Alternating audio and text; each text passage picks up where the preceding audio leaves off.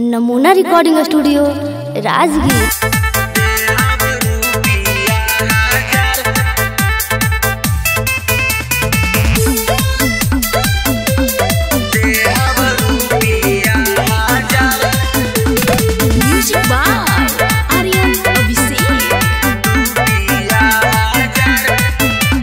रात भर हम कोना चाया तनी कोना रेस्ट करवाया।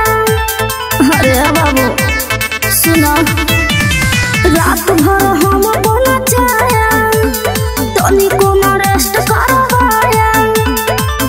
बोहनी ना कराया ना कोई मिला दिलदार। और लहंगा उठाओगे सवार की आधे हब रुपिया हजार, आधे हब रुपिया हजार, आधे हब रुपिया हजार, आधे हब रुपिया हजार, आधे हब रुपिया हजार,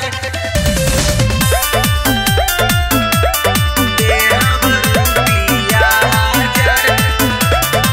होई नचनिया न बुझ तू कनिया देहला तू थकाई जे। अभी तक कुछो न भइले गोरी, बाद में तहरा बुझाई जी। मोर मोई बका अरे ना हो, होई नचनिया न बुझ तू कनिया देहला तू थकाई जे।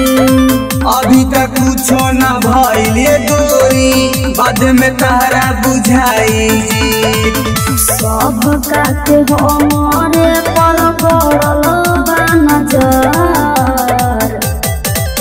और लहंगा उठाओगे पतर की आधे हब रुपिया हजार, आधे हब रुपिया हजार, आधे हब रुपिया हजार, आधे हब रुपिया हजार, आधे हब रुपिया हजार।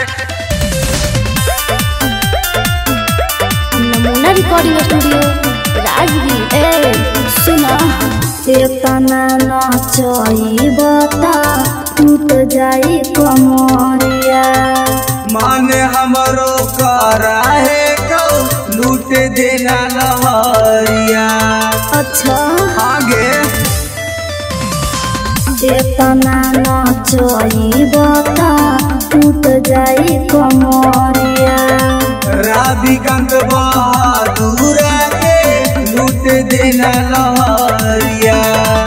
लागता कि नाच होया गईनी बेकार।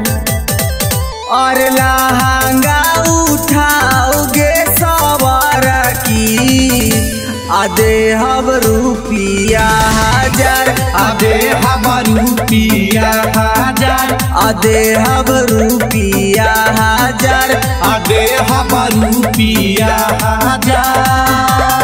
नमूना रिकॉर्डिंग स्टूडियो राजगीर।